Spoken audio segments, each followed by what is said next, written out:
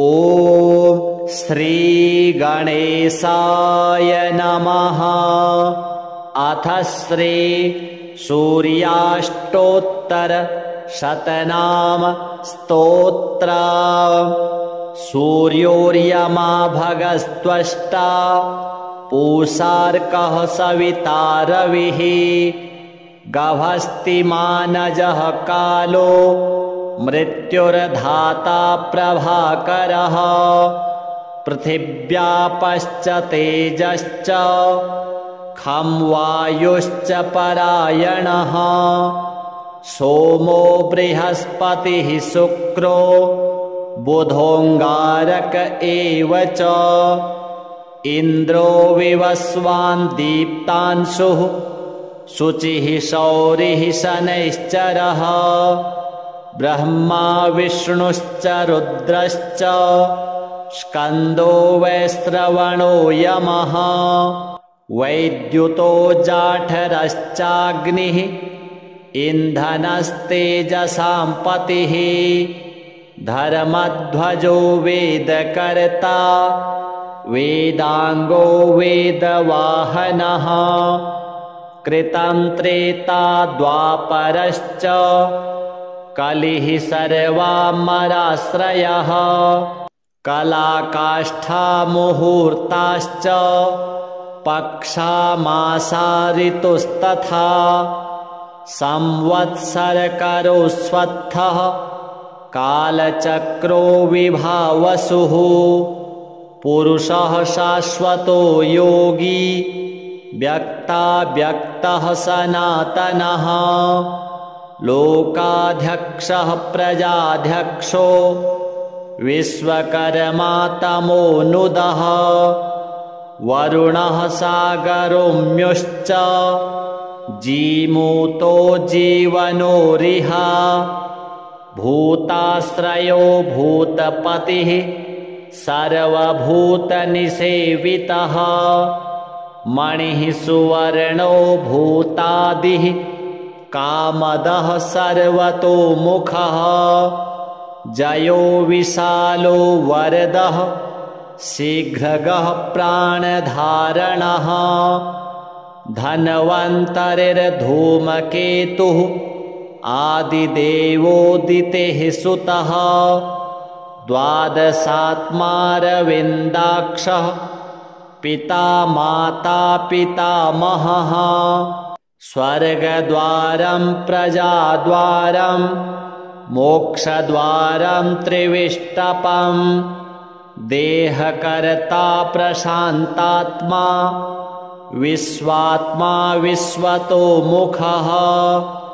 चराचरात्मा सूक्ष्मात्मा मैत्रेण वपुषान्वितः एतद्वै कीर्तनीयस्य सूर्यस्यैव महात्मनः नाम्नाम् अष्टोत्तरशतं प्रोक्तं शक्रेण धीमता शक्राच्च नारदः प्राप्तो धौम्यश्च तदनन्तरं धौम्यात् युधिष्ठिरः प्राप्य सर्वान् कामान् वाप्तवान् सुरपितृगणयक्षसेवितां ह्यसुरनिशाचरसिद्धवन्दितां वरकनकहुतासनप्रभां त्वमपि मनस्यभिधेहि भास्करम् सूर्योदये यस्तु समाहितः पठेत् सपुत्रलाभं धनरत्नसञ्चयान् लभेत् जातिस्मरतां सदा नरः स्मृतिं च मेधां च स विन्दते पुमान् इमं स्तवं देववरस्य यो नरः प्रकीर्तयेच्छुद्धमनः समाहितः समुच्यते शोकदवाग्निसागराल् लभेत् कामान् मनसा यथेप्सितान् श्रीसूर्यदेवार्पणमस्तु। सूर्योर्यमा भगस्त्वष्टा पूषार्कः सविता रविः गभस्तिमानजः कालो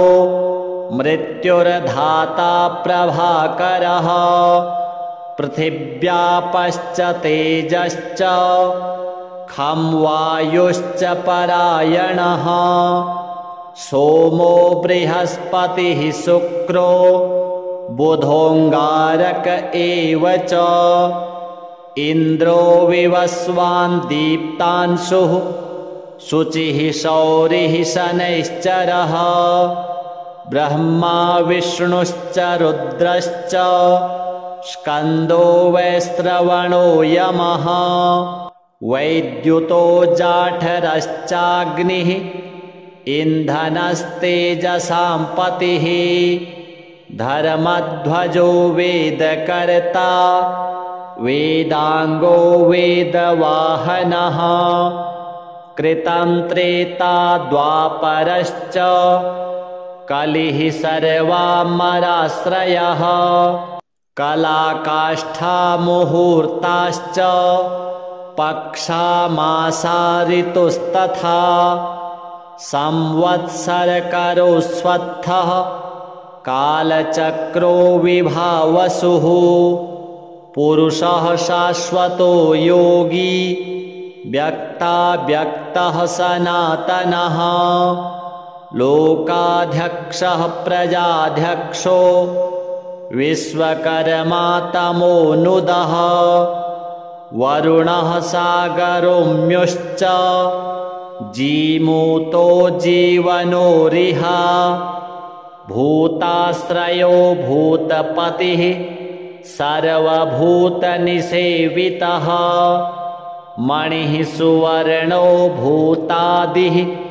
कामदः सर्वतोमुखः जयो विशालो वरदः शीघ्रगः प्राणधारणः धन्वन्तरिर्धूमकेतुः आदिदेवोदितेः सुतः द्वादशात्मारविन्दाक्षः पिता माता पितामहः स्वर्गद्वारं प्रजाद्वारं मोक्षद्वारं त्रिविष्टपं देहकर्ता प्रशान्तात्मा विश्वात्मा विश्वतोमुखः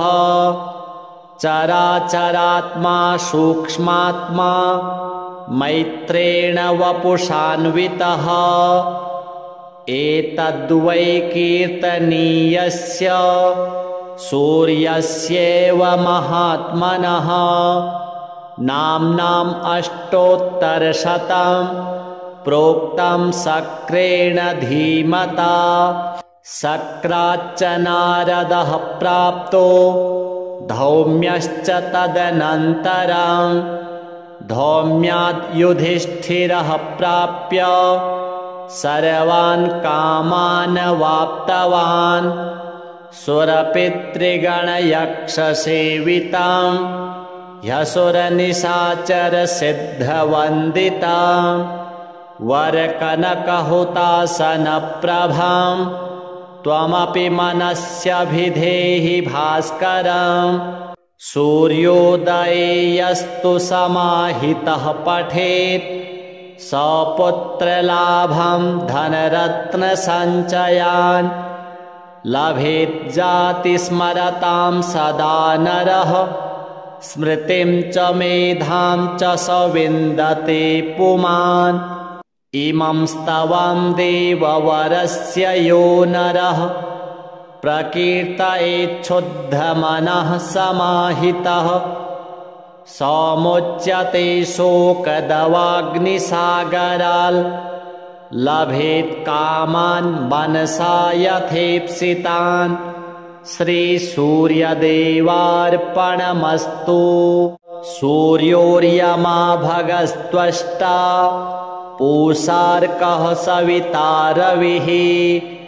गभस्तिमानजः कालो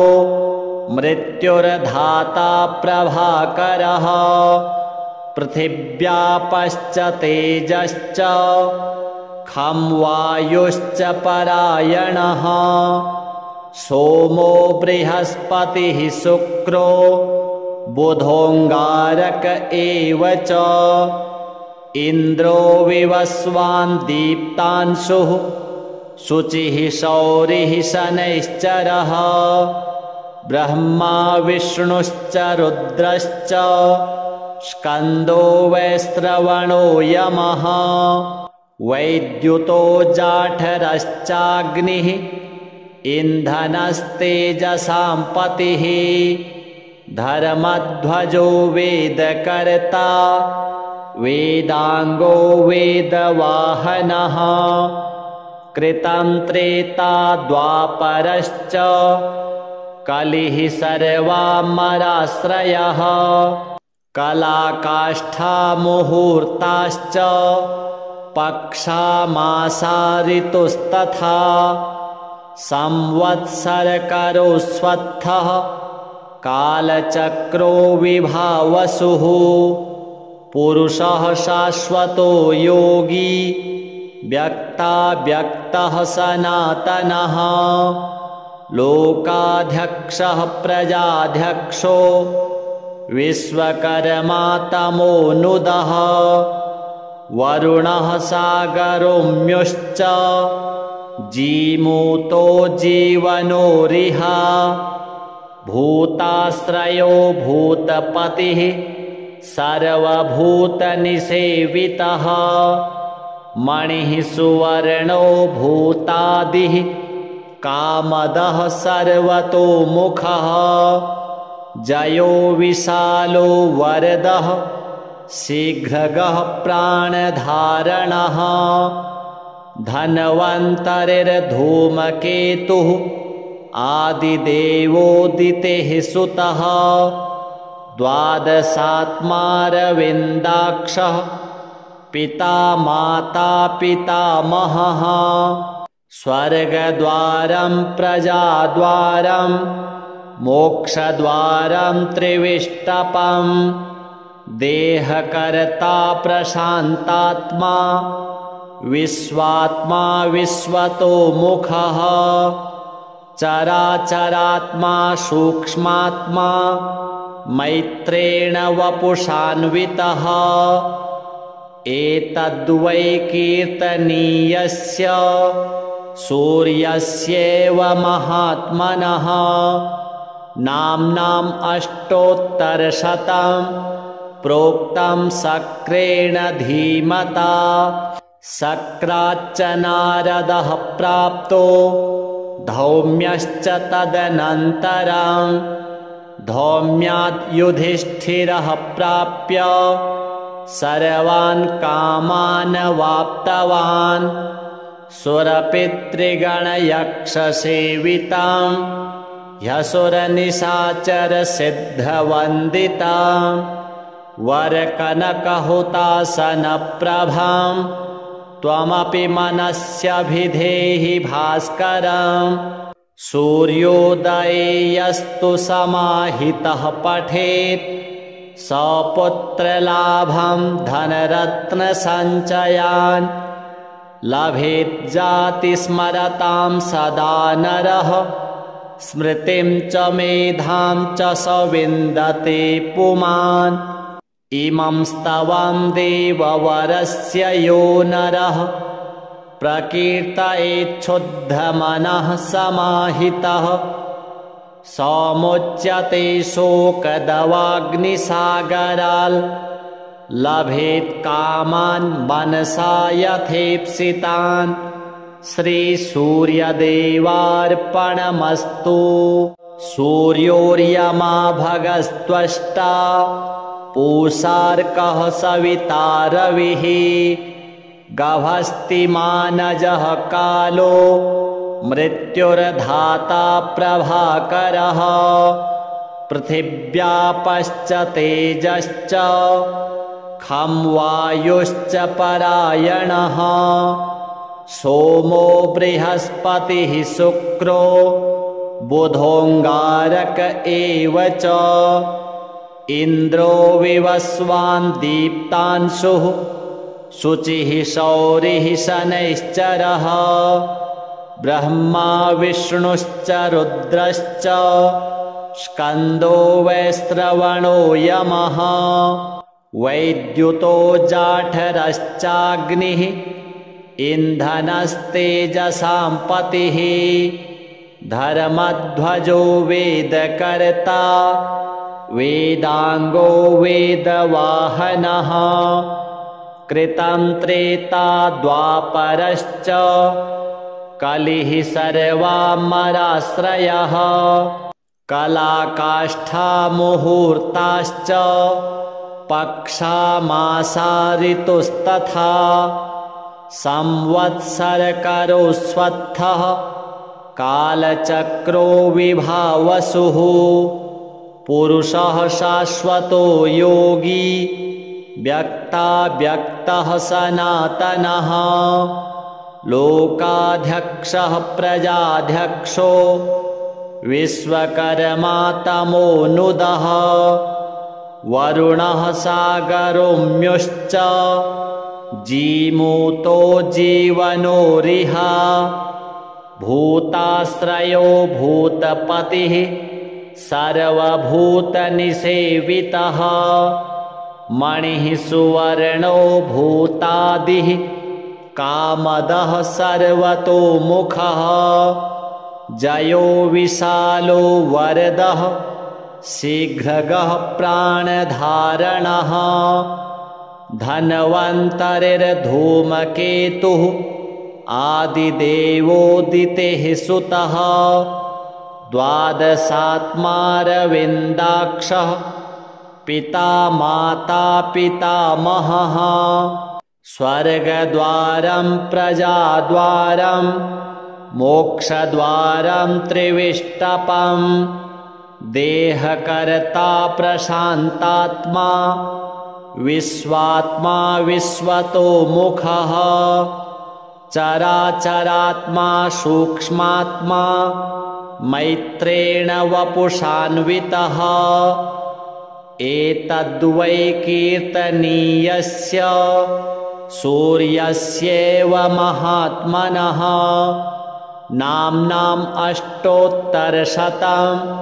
प्रोक्तं शक्रेण धीमता शक्राच्च नारदः प्राप्तो धौम्यश्च तदनन्तरं धौम्यात् युधिष्ठिरः प्राप्य सर्वान् कामान् वाप्तवान् सुरपितृगणयक्षसेवितां ह्यसुरनिशाचरसिद्धवन्दितां वरकनकहुतासनप्रभां त्वमपि मनस्यभिधेहि भास्करं सूर्योदये यस्तु समाहितः पठेत् सपुत्रलाभं धनरत्नसञ्चयान् लभेत् जातिस्मरतां सदा नरः स्मृतिं च मेधां च स विन्दते पुमान् इमं स्तवं देववरस्य यो नरः प्रकीर्तयेच्छुद्धमनः समाहितः समुच्यते शोकदवाग्निसागराल् लभेत् कामान् मनसा यथेप्सितान् श्रीसूर्यदेवार्पणमस्तु सूर्योर्यमा भगस्त्वष्टा पूषार्कः सविता रविः गभस्तिमानजः कालो मृत्युर्धाता प्रभाकरः पृथिव्यापश्च तेजश्च खं वायुश्च परायणः सोमो बृहस्पतिः शुक्रो बुधोऽङ्गारक एव च इन्द्रो विवस्वान् दीप्तांशुः शुचिः शौरिः शनैश्चरः ब्रह्मा विष्णुश्च रुद्रश्च स्कन्दो वैश्रवणो यमः वैद्युतो जाठरश्चाग्निः इन्धनस्तेजसां पतिः धर्मध्वजो वेदकर्ता वेदांगो वेदवाहनः कृतं त्रेता द्वापरश्च कलिः सर्वामराश्रयः कलाकाष्ठा मुहूर्ताश्च पक्षा मासा ऋतुस्तथा संवत्सरकरोस्वत्थः कालचक्रो विभावसुः पुरुषः शाश्वतो योगी व्यक्ताव्यक्तः सनातनः लोकाध्यक्षः प्रजाध्यक्षो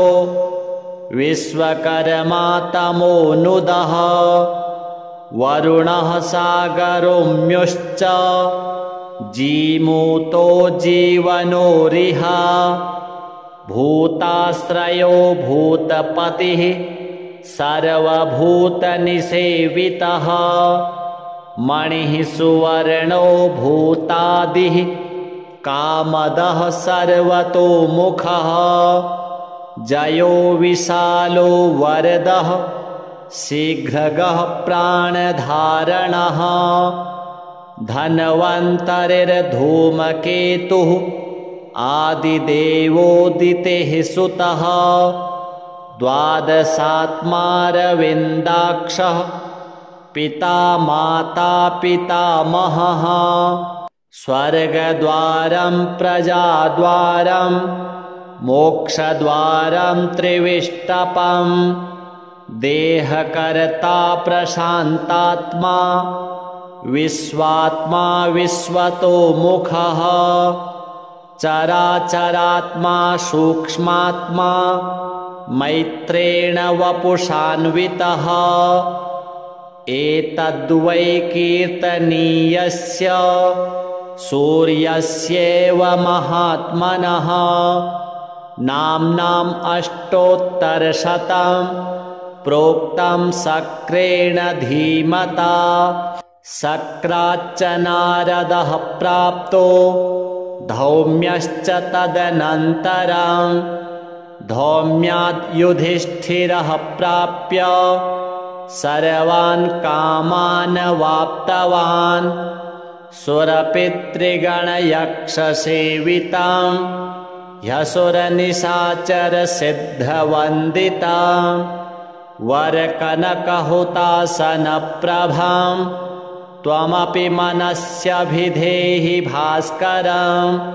सूर्योदये यस्तु समाहितः पठेत् सपुत्रलाभं धनरत्नसञ्चयान् लभेत् जातिस्मरतां सदा नरः स्मृतिं च मेधां च स विन्दते पुमान् इमं स्तवं देववरस्य यो नरः प्रकीर्तयेच्छुद्धमनः समाहितः समुच्यते शोकदवाग्निसागराल्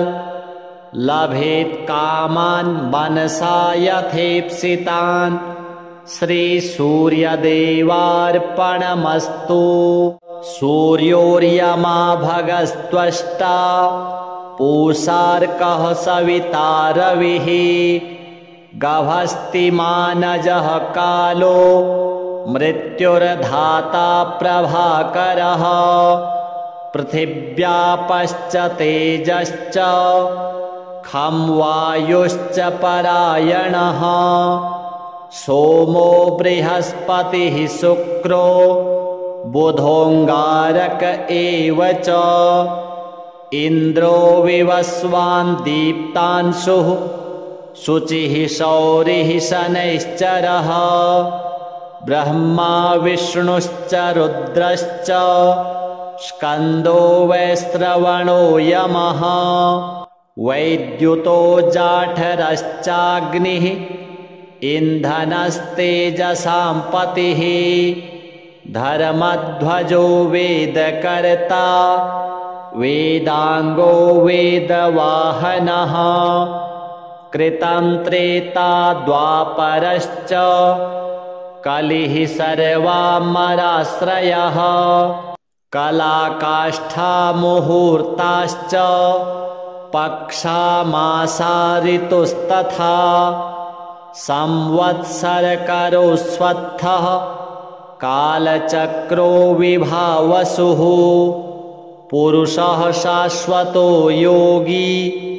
व्यक्ताव्यक्तः सनातनः लोकाध्यक्षः प्रजाध्यक्षो विश्वकर्मा तमोनुदः वरुणः सागरोऽम्युश्च जीमूतो जीवनोरिह भूताश्रयो भूतपतिः सर्वभूतनिसेवितः मणिः सुवर्णो भूतादिः कामदः सर्वतोमुखः जयो विशालो वरदः शीघ्रगः प्राणधारणः धन्वन्तरिर्धूमकेतुः आदिदेवोदितेः सुतः द्वादशात्मारविन्दाक्षः पिता माता पितामहः स्वर्गद्वारं प्रजाद्वारं मोक्षद्वारं त्रिविष्टपं देहकर्ता प्रशान्तात्मा विश्वात्मा विश्वतोमुखः चराचरात्मा सूक्ष्मात्मा मैत्रेण वपुषान्वितः एतद्वै कीर्तनीयस्य सूर्यस्येव महात्मनः नाम्नाम् अष्टोत्तरशतं प्रोक्तं शक्रेण धीमता शक्राच्च नारदः प्राप्तो धौम्यश्च तदनन्तरं धौम्याद् युधिष्ठिरः प्राप्य सर्वान् कामान् वाप्तवान् सुरपितृगणयक्षसेवितां ह्यसुरनिशाचरसिद्धवन्दितां वरकनकहुतासनप्रभां त्वमपि मनस्यभिधेहि भास्करं सूर्योदये यस्तु समाहितः पठेत् सपुत्रलाभं धनरत्नसञ्चयान् लभेत् जातिस्मरतां सदा नरः स्मृतिं च मेधां च स विन्दते पुमान् इमं स्तवं देववरस्य यो नरः प्रकीर्तयेच्छुद्धमनः समाहितः समुच्यते शोकदवाग्निसागराल् लभेत् कामान् मनसा यथेप्सितान् श्रीसूर्यदेवार्पणमस्तु सूर्योर्यमा भगस्त्वष्टा पूषार्कः सविता रविः गभस्तिमानजः कालो मृत्युर्धाता प्रभाकरः पृथिव्यापश्च तेजश्च खं वायुश्च परायणः सोमो बृहस्पतिः शुक्रो बुधोऽङ्गारक एव च इन्द्रो विवस्वान् दीप्तांशुः शुचिः शौरिः शनैश्चरः ब्रह्मा विष्णुश्च रुद्रश्च स्कन्दो वैश्रवणो यमः वैद्युतो जाठरश्चाग्निः इन्धनस्तेजसां पतिः धर्मध्वजो वेदकर्ता वेदांगो वेदवाहनः कृतं त्रेता द्वापरश्च कलिः सर्वामराश्रयः कलाकाष्ठा मुहूर्ताश्च पक्षा मासा ऋतुस्तथा संवत्सरकरोस्वत्थः कालचक्रो विभावसुः पुरुषः शाश्वतो योगी व्यक्ताव्यक्तः सनातनः लोकाध्यक्षः प्रजाध्यक्षो विश्वकर्मा तमोनुदः वरुणः सागरोम्युश्च जीमूतो जीवनोरिह भूताश्रयो भूतपतिः सर्वभूतनिसेवितः मणिः सुवर्णो भूतादिः कामदः सर्वतोमुखः जयो विशालो वरदः शीघ्रगः प्राणधारणः धन्वन्तरिर्धूमकेतुः आदिदेवोदितेः सुतः द्वादशात्मारविन्दाक्षः पिता माता पितामहः स्वर्गद्वारं प्रजाद्वारं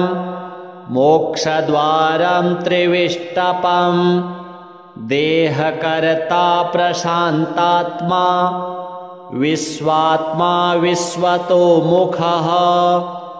चराचरात्मा सूक्ष्मात्मा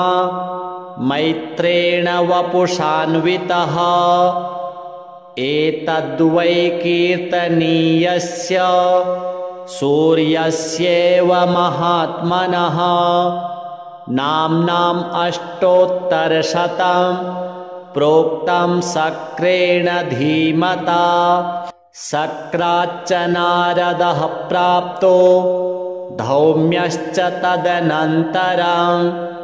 धौम्यात् युधिष्ठिरः प्राप्य सर्वान् कामान् वाप्तवान् सुरपितृगणयक्षसेवितां ह्यसुरनिशाचरसिद्धवन्दितां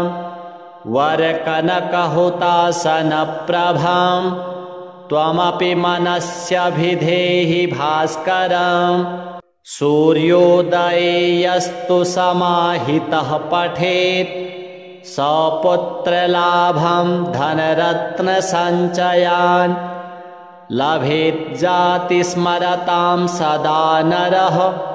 स्मृतिं च मेधां च स विन्दते पुमान्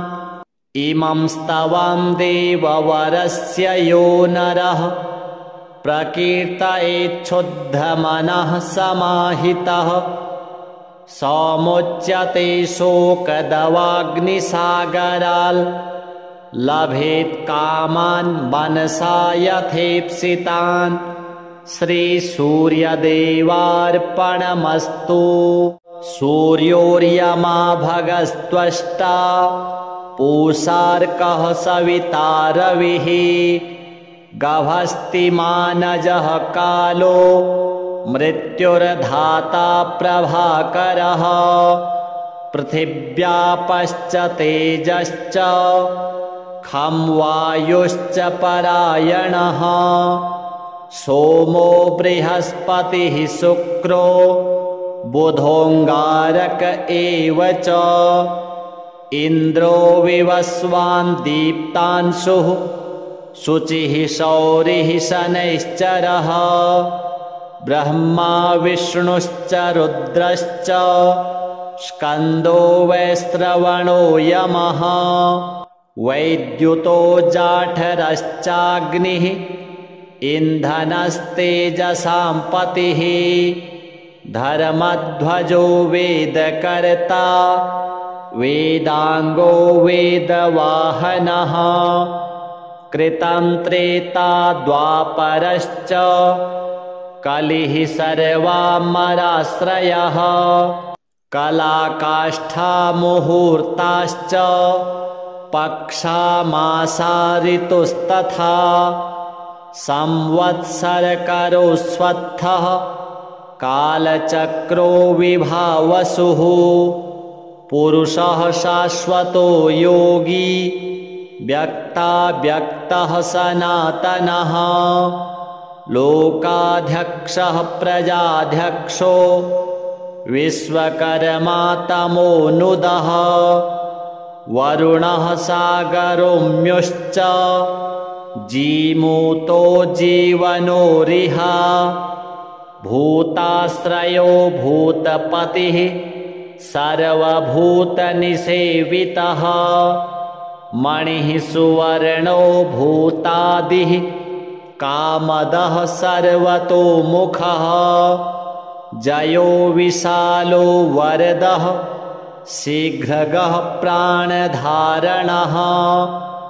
धन्वन्तरिर्धूमकेतुः आदिदेवोदितेः सुतः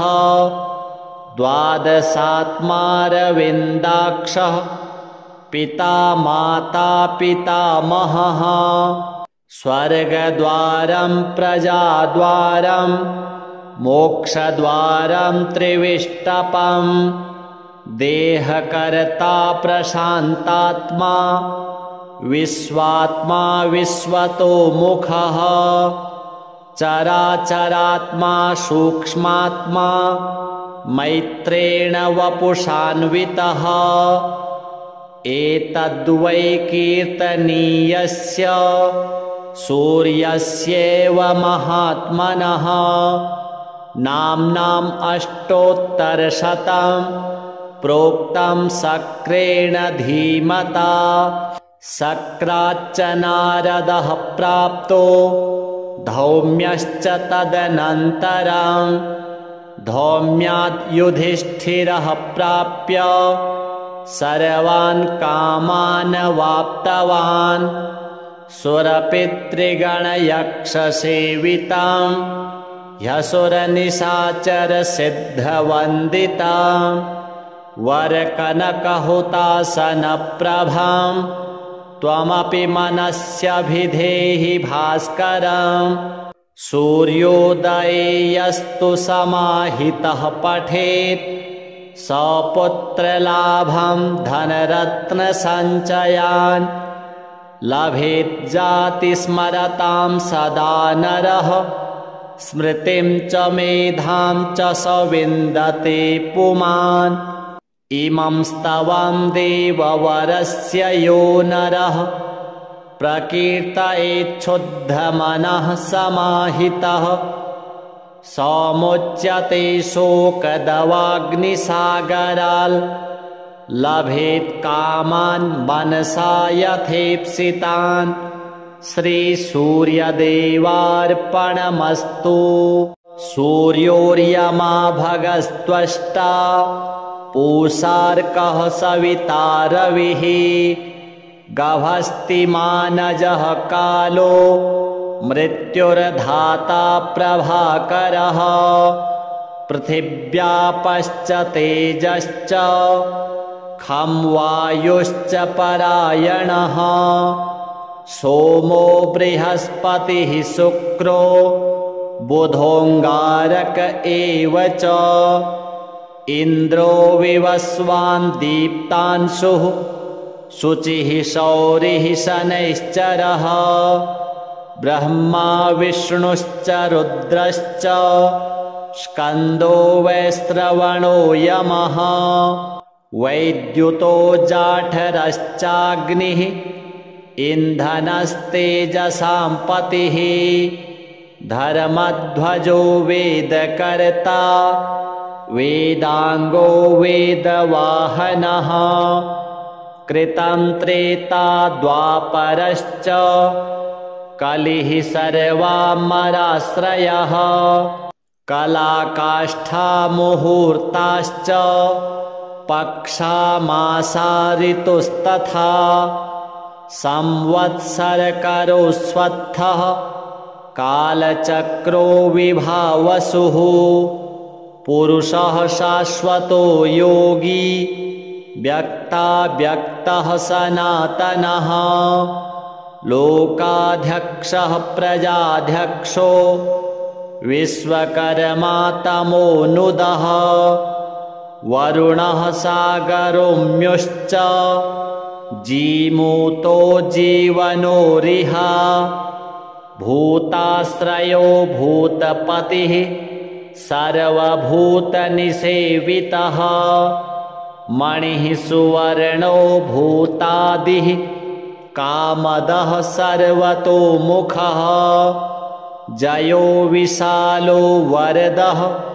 शीघ्रगः प्राणधारणः धन्वन्तरिर्धूमकेतुः आदिदेवोदितेः सुतः द्वादशात्मारविन्दाक्षः पिता माता पितामहः स्वर्गद्वारं प्रजाद्वारं मोक्षद्वारं त्रिविष्टपं देहकर्ता प्रशान्तात्मा विश्वात्मा विश्वतोमुखः चराचरात्मा सूक्ष्मात्मा मैत्रेण वपुषान्वितः एतद्वै कीर्तनीयस्य सूर्यस्येव महात्मनः नाम्नाम् अष्टोत्तरशतं प्रोक्तं शक्रेण धीमता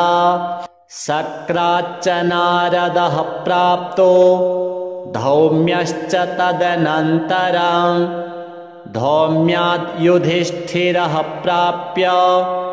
सर्वान् कामान् वाप्तवान् सुरपितृगणयक्षसेवितां ह्यसुरनिशाचरसिद्धवन्दितां वरकनकहुतासनप्रभां त्वमपि मनस्यभिधेहि भास्करं सूर्योदये यस्तु समाहितः पठेत् सपुत्रलाभं धनरत्नसञ्चयान् लभेत् जातिस्मरतां सदा नरः स्मृतिं च मेधां च स विन्दते पुमान् इमं स्तवं देववरस्य यो नरः प्रकीर्तयेच्छुद्धमनः समाहितः समुच्यते शोकदवाग्निसागराल् लभेत् कामान् मनसा यथेप्सितान् श्रीसूर्यदेवार्पणमस्तु सूर्योर्यमा भगस्त्वष्टा पूषार्कः सविता रविः गभस्तिमानजः कालो मृत्युर्धाता प्रभाकरः पृथिव्यापश्च तेजश्च खं वायुश्च परायणः सोमो बृहस्पतिः शुक्रो बुधोऽङ्गारक एव च इन्द्रो विवस्वान् दीप्तांशुः शुचिः शौरिः शनैश्चरः ब्रह्मा विष्णुश्च रुद्रश्च स्कन्दो वैश्रवणो यमः वैद्युतो जाठरश्चाग्निः इन्धनस्तेजसां पतिः धर्मध्वजो वेदकर्ता वेदाङ्गो वेदवाहनः कृतं त्रेता द्वापरश्च कलिः सर्वामराश्रयः कलाकाष्ठा मुहूर्ताश्च पक्षा मासा ऋतुस्तथा संवत्सरकरोस्वत्थः कालचक्रो विभावसुः पुरुषः शाश्वतो योगी व्यक्ताव्यक्तः सनातनः लोकाध्यक्षः प्रजाध्यक्षो विश्वकर्मा तमोनुदः वरुणः सागरोऽम्युश्च जीमूतो जीवनोरिह भूताश्रयो भूतपतिः सर्वभूतनिसेवितः मणिः सुवर्णो भूतादिः कामदः सर्वतोमुखः जयो विशालो वरदः शीघ्रगः प्राणधारणः धन्वन्तरिर्धूमकेतुः आदिदेवोदितेः सुतः द्वादशात्मारविन्दाक्षः पिता माता पितामहः स्वर्गद्वारं प्रजाद्वारं मोक्षद्वारं त्रिविष्टपम् देहकर्ता प्रशान्तात्मा विश्वात्मा विश्वतोमुखः चराचरात्मा सूक्ष्मात्मा मैत्रेण वपुषान्वितः एतद्वै कीर्तनीयस्य सूर्यस्येव महात्मनः नाम्नाम् अष्टोत्तरशतं प्रोक्तं शक्रेण धीमता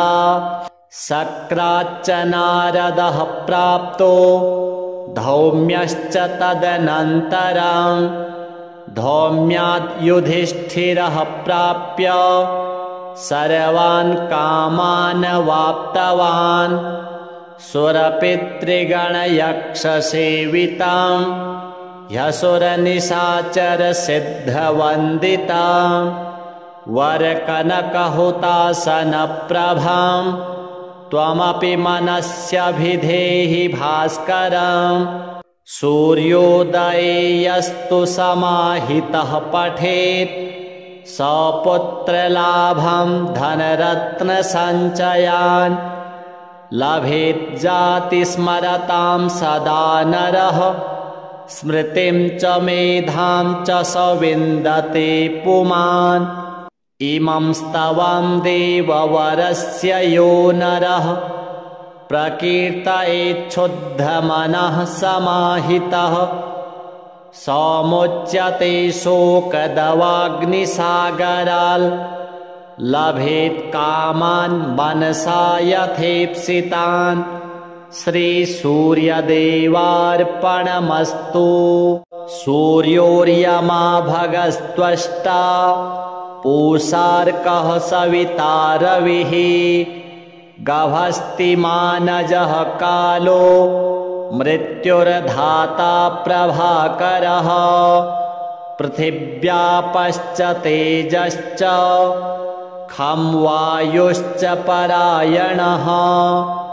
सोमो बृहस्पतिः शुक्रो बुधोऽङ्गारक एव च इन्द्रो विवस्वान् दीप्तांशुः शुचिः शौरिः शनैश्चरः ब्रह्मा विष्णुश्च रुद्रश्च स्कन्दो वैश्रवणो यमः वैद्युतो जाठरश्चाग्निः इन्धनस्तेजसां पतिः धर्मध्वजो वेदकर्ता वेदाङ्गो वेदवाहनः कृतं त्रेता द्वापरश्च कलिः सर्वामराश्रयः कलाकाष्ठा मुहूर्ताश्च पक्षा मासा ऋतुस्तथा संवत्सरकरोस्वत्थः कालचक्रो विभावसुः पुरुषः शाश्वतो योगी व्यक्ताव्यक्तः सनातनः लोकाध्यक्षः प्रजाध्यक्षो विश्वकर्मा तमोनुदः वरुणः सागरोम्युश्च जीमूतो जीवनोरिह भूताश्रयो भूतपतिः सर्वभूतनिसेवितः मणिः सुवर्णो भूतादिः कामदः सर्वतोमुखः जयो विशालो वरदः